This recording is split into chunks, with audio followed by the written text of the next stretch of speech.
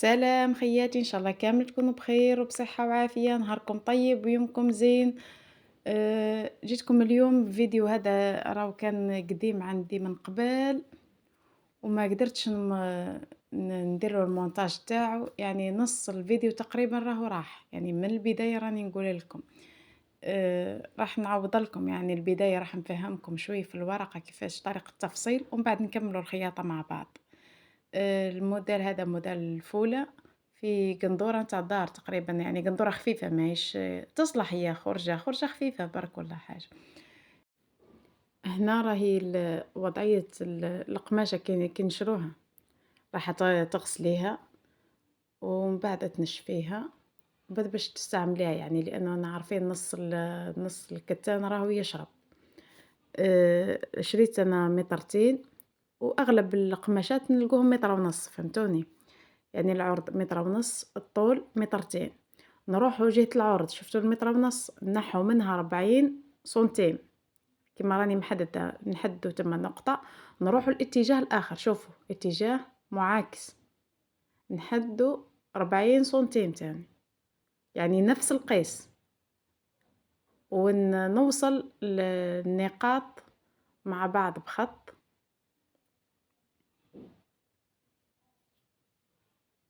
ونقصو القماشة تاعنا. هذه طريقة تاع تفصيل القندورة هذه كيفاه درتها يعني. شوفوا القماشة كامل هنا راهي كل مع بعض، نحينا 40 في جهتين. شوف أنا دروكا قسمناها على 2، نحطو شوفوا وجه القماش مع وجه القماش، هذاك الوجه مع الوجه نحطوهم على بعض راح يجونا بطريقة معاكسة. شوفوا الشكل كيفاش راح يكون، راح يكون فيها زيادات ونقصان يعني من الفوق ومن التحت.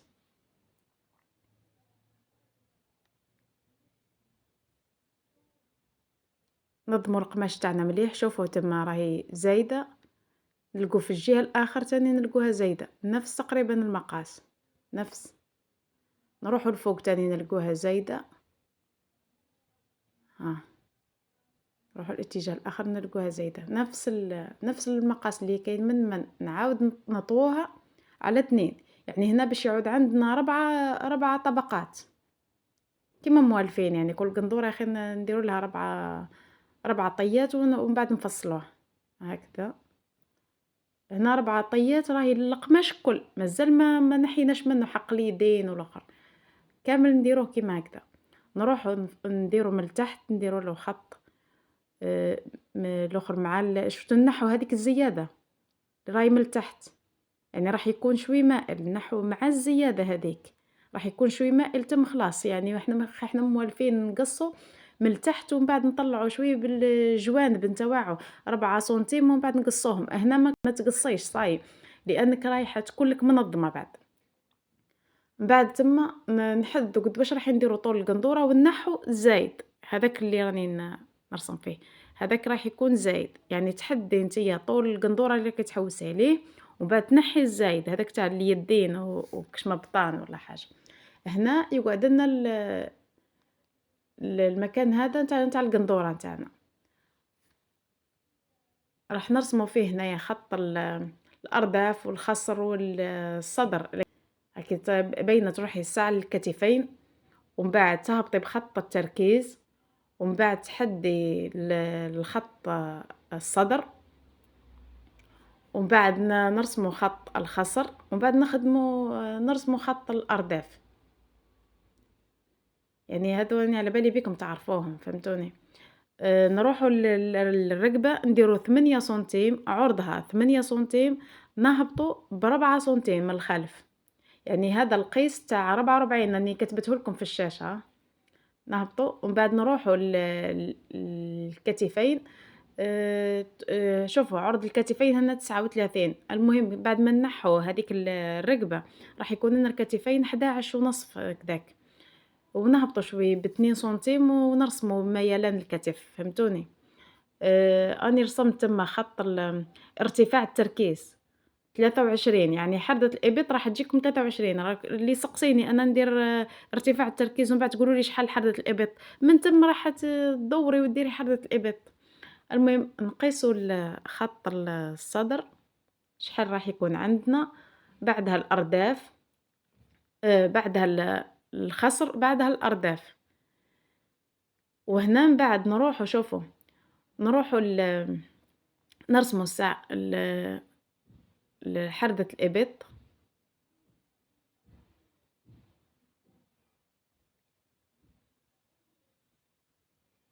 شوفوا هنايا خط الخصر راح يكون فيه لي بانس تاوعنا، راح يعني نزيدوا حق لي بانس اللي راح نديروهم من الخصر ونطلعوا الصدر ونهبطوا الأرداف، يعني في خط الخصر راح نزيدوا حق لي بانس اللي رايحين نديروهم.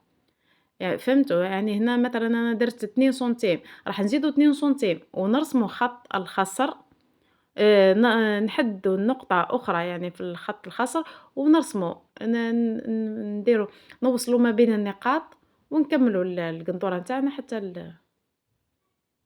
للتحت، الخط حتى للتحت.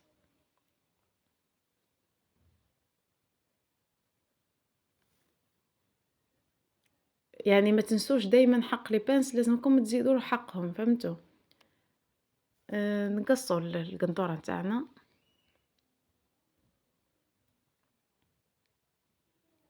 هنا راني نقص في القدّام والخلف، الأمام والخلف مع بعض.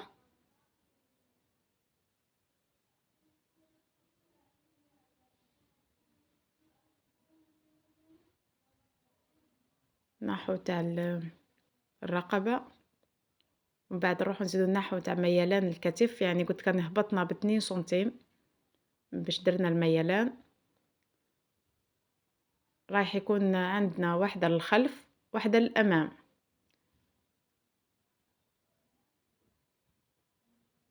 راح نعاود برك نرسم في الاتجاه الآخر باش ما تخلطلكمش، هاذيك راهي شغل فيها رسمات، نعاود نرسم لكم في الجهة المخالف هذاك.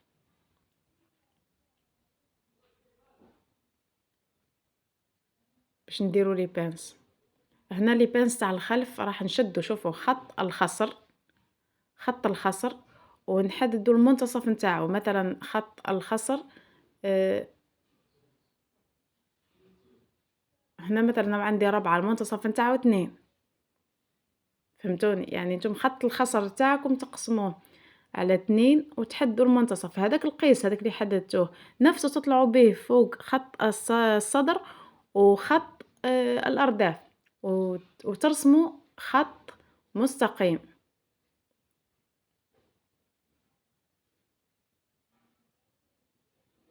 راح يكون عندنا خط مستقيم، بعدها نرسم لي بانس نتاعنا، وهنا لي بانس راح يكونوا في المنتصف تماما، في منتصف ال ها في المنتصف هذا الخلف. يعني شوفوا أنا زدنا حق لي بانس هذوك اللي رسمناهم، أنا ما قصيناش من بعد درنا لي بانس من بعد تجي القنطورة تاعنا ضيقة، أنا زدنا حق لي بانس. هذه الخلف. الأمام راح هنا نحو شوفوا نحددوا الساعة نرسموا هنا، يعني نرسم لكم رسم لكم في الصدر طريقة اللي درت بها الصدر في الأمام. هبطت في شوفوا في جهة حردة الإبط 20 سنتيم، وفي في الرقبة 30 سنتيم، تم هبطت 20 وتم 30 سنتيم ورسمت خط مائل، فهمتوني؟ رسمت خط مائل يعني هو اللي راح يكون فيه اللي راح يكون الصدر. شوفوا أنا ديما نقول لكم يا أخي تاع القدام تنحوا على الأقل 2 سنتيم باش ما تعاودش ترجع لكم الربع للخلف، لكن في هذا الموديل أنا ما نحيناش، بصح كي نقصوا هنايا تاع الصدر هذا يا أخي ونخيطوها صاي راح تتنحى تلقائيا هي وحدها، يعني ما زدناش حق الخياطة، لأنه نخدموا الرقبة هبطنا ب14، وبعدها شتو الطول تاع الرقبة تم نهبطو ب16 ونحدو نقطة، يعني الأولى هاذيك درنا 14 ومن بعد هبطنا ب16، خدمنا خط مائل من بعد نديروه أقواس ولا يعني الشكل اللي حبيتيه نتيا. أنني درتو شغل قوس منحني خفيف ما مش باين ياسر. ندخلوا هنا لقدام دائمًا في حرة الإبط ب1 سنتيم ولا 1.5 سنتيم ولا على حسب كل موديل. هنا دخلت أنايا ب1.5 سنتيم، ونقصّو تما تاع الصدر. هنايا راني نديرو منحني شوي، هاي هكدا شوي شوي فقط، يعني ما درتوش باين ياسر، شفتوا شوية فقط. هاي هكدا كانت القدام تاع الروبة تاعنا.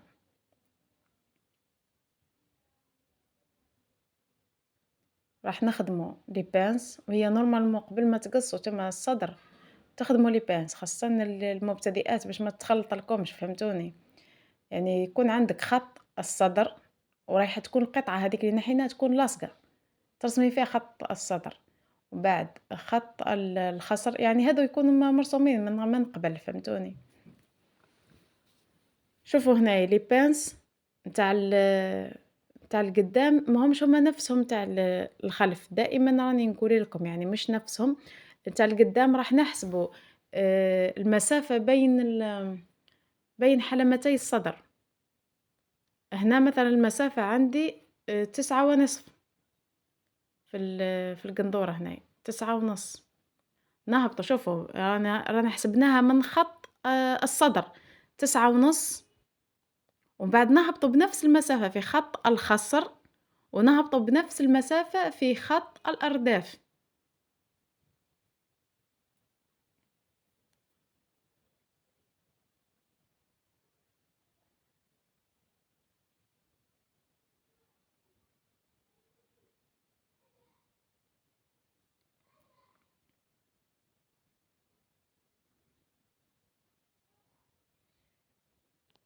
قبل هنا يعني ما خاصة المبتدئات يعني ما تقصيش للصدر حتى تحددي ساع النقاط، هي النقطة مش رايحة تجيك في الصدر يعني. نرسم نرسم البانس تاوعي، ودائمًا رانا من قبل يعني ما زدنا حق لي بانس، فهمتوا؟ قبل ما نقصّو كامل زدنا حق لي بانس. لي بانس تبعنا راح يكونوا 2 سنتيم، زدنا 2 سنتيم في الخط الخصر في البداية كامل. يعني شفتوا كيف لي بانس تاع القدام ما يكونوش هما نفسهم نتاع الخلف. نتاع الخلف راح يكون منتصف الخصر، نتاع القدام راح يكون نقطة المسافة بين الحلمتين. هذا الخلف، وهذا الأمام.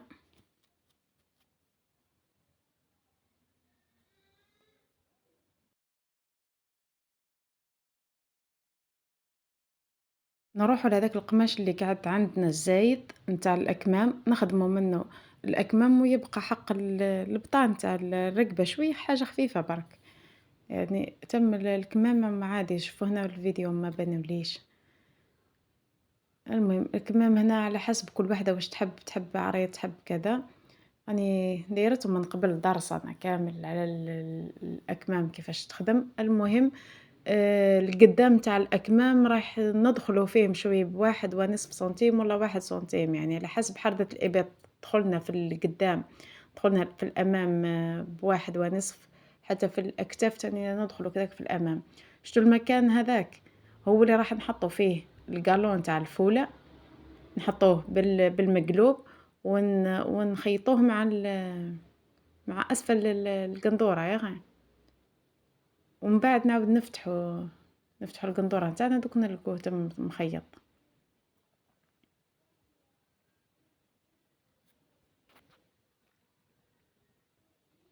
شوفوا طريقة تاع كيفاش نخيطوه باش يجينا في المنتصف قد قد، يعني تشدو من المنتصف تخيط الجهة ومن بعد تروح تعاود تخيط الجهة الآخر، فهمتوني؟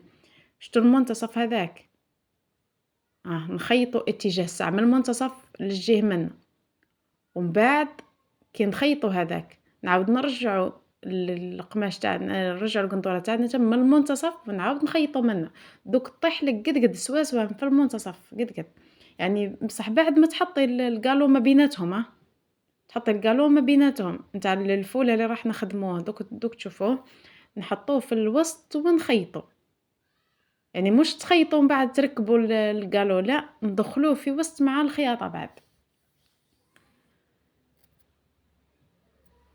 درك نعاودوا فقط القياسات.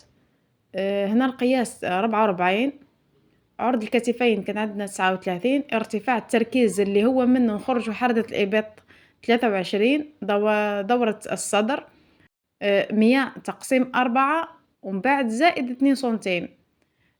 دورة الخصر 82 تقسيم 4 ومن بعد نزيدو لها 2 سنتيم. دورة الأرداف 106 تقسيم 4 ونزيدو لها من بعد 2 سنتيم. كي نجو باش نحدو هاد الخطوط نتاوعنا نروحو لخط الخصر، إلا كان البانس تاعنا راح نديرو 2 سنتيم نزيدو 2 سنتيم في خط الخصر، فهمتوني؟ ومن بعد نعاود نرسم لي بانس، يعني ارسموا مادام القماش مفتوح هكذاك مفرود، ارسموا لي بانس تاعكم، نظموا حوايجكم ومن بعد حطوا خيطوا، يعني كلش راح يكون مرسوم ومنظم، غير تعقبي برك على الرسمه. درك نبداو الخياطه تاع الفوله.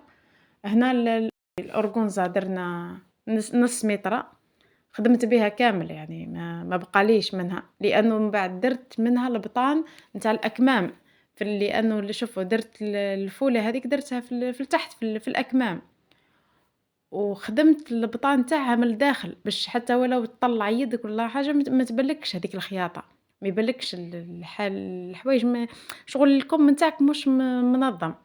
يعني عاود درت بها درتها هي شغل في مكان البي، وغطيت بيها كامل واش كاين عندي لداخل.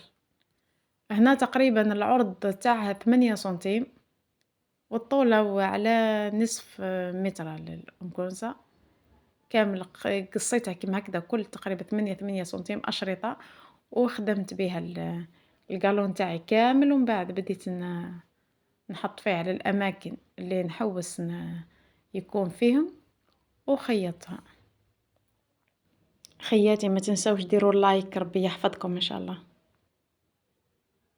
والله تعرفوا يعني هذا الموديل بالتحديد ولا غير تعبت فيه شوفوا انا نخيط فيه ونصور وكي نلقى التصوير ما تصورش مليح ولا مكان ما خرجش مليح نعاود ندير نفتح الخياطة ونعاود لكم من جديد نصور، لكن والله غير ربي مش مقدر لها اصلا هذه القندوره باش تحط، يعني راهي عندها تقريبا فايت شهر مني خدمتها القندوره وصاي ودتها مولاتها، لكن انا ما قدرتش نخدم المونتاج نتاعها، ومن بعد راح لي نص الحوايج تاعها كامل راحوا، ما فهمتش علاش، يعني هذا الموديل بالتحديد ما جاني صعيب بعد في التصوير والمونتاج تاعه والآخر، يعني شوفوا نص التصوير تاعه كامل راح لي، مع أنه راني فتحت القندورة ولا غير فتحتها مرتين وعلى جالكم باش نخيط وباش نصور لكم كل الخطوات بالتفصيل، لكن راح لي نص الخدمة كامل تقريبا راحت.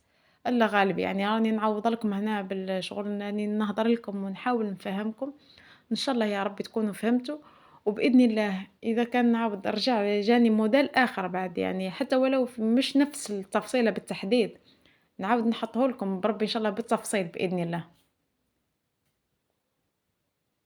والله يعني شغل الإنسان كي يمر بفترة شوية تاع تجيك حاجة تشغلك، ما تلقي في الاتجاه الآخر راهي ضاعت لك تاني خدمة وضاعت لك حوايج، ما الله غالب. هذا الإنسان مش كامل سبحان الله. هنا راني لازم كامل نخيّطهم مع بعض هاذوك الأشرطة باش نخدم مرة واحدة، ما نقعدش كل مرة نخدم نعاود كامل نعاود نشدها نثنيها ونعاود نخيّط عليها كامل. شوفوا هنايا راني قرّبت لكم، وصدقوني تقريبًا نص الخدمة راهي كانت كيما هكدا، بصح الله غالب، قدّر الله وما شاء فعل. هنا نحاولوا نخدموا القالون تاع الفولة اللي ما يعرفشوا أغلبكم على بالي بيكم بلي عدتوا تعرفوها، يعني هي أصلا هي خدمة قديمة راهي بكري كنا أمي كانت تخدم فيها يعني كانت تدير فيها واحد الأنواع هايلين. أي كي شافتني في هاد الموديل بعد وشافتني نخدم فيه قالت لي ايش راكي ديري في الحوايج القدم نتاع بكري. قلت لها واش من بكري، قلت لها ما رجعوا لها درك، رجعوا لها. هي هي قالت لي نتوما الناس يطوروا ولا يعاود يرجعوا للتالي، على بالك مت عليها بالضحك.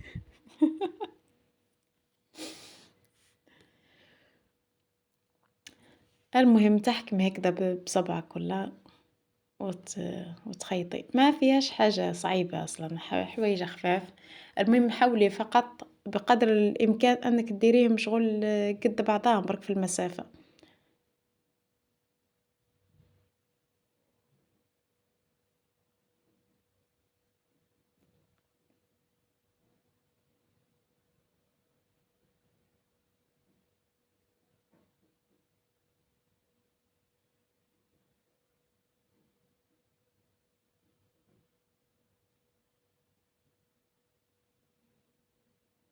هاهو يعود لك كيما هكدا تقريبًا.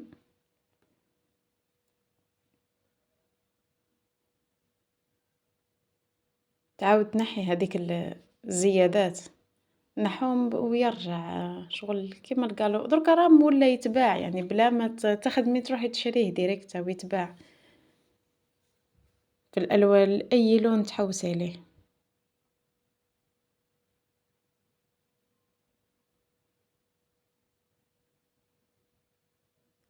هذا الشكل كيفاش راح يكون. وشوفوا بكري على بالك كانت الفولة الفوق والتحت وتجي منظمة، خدمة متقونة بكري، ماهيش كيما هكذا ونتاع نص برك. بكري راهي كانت الفوق والتحت يعني أنا شافية على أمي كي كانت تخدم فيهم هكذاك، يعني خدمة هايلة.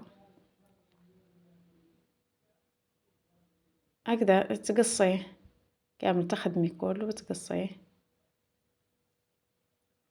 تخلي برك بلاصة حق الخياطة لي باش ما يتفتحلكش من بعد.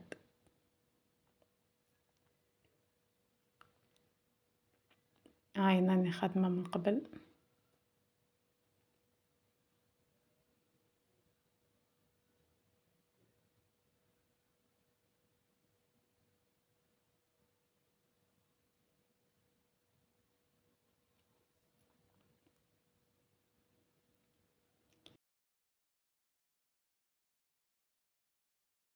هنا شوفوا راني حطيت هاد القالون حطيته تما هكداك في الرقبة وخيطته، يعني على حسب الشكل تاع الرقبة اللي تحوسي عليه، ودركا راني باش نعاود نخيط البطان تاعها درت حاجة خفيفة برك البطان، ما شغل ما بطنتش الصدر الكل، غير شوية برك دوك نقصها تقريبا كل هاذيك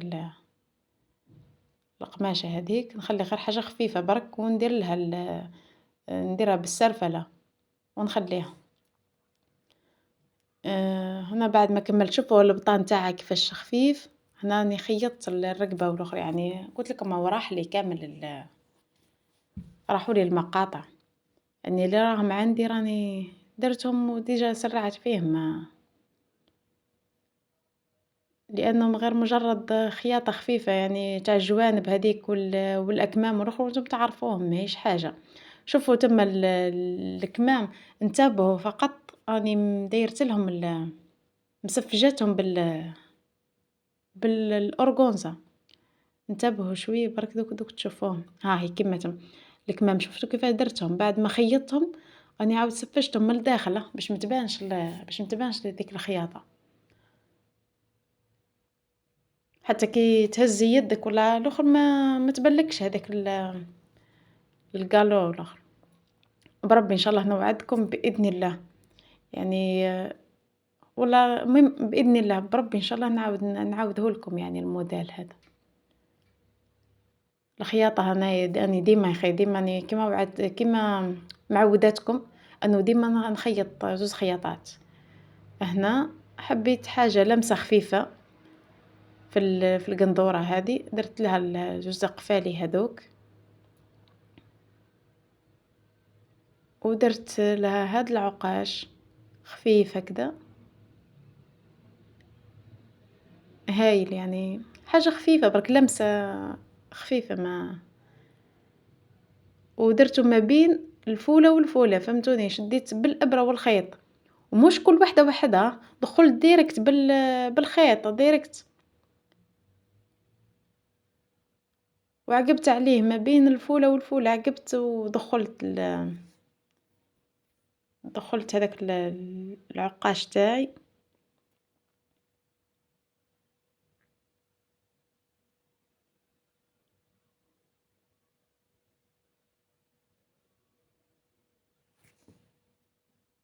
هنا كاين اللي يدير الكالو وحوايج اخرين، انا راني درت غير هكذا، ومهم درت العقاش هذاك كامل في الفولة هذيك في اليدين والرقبة.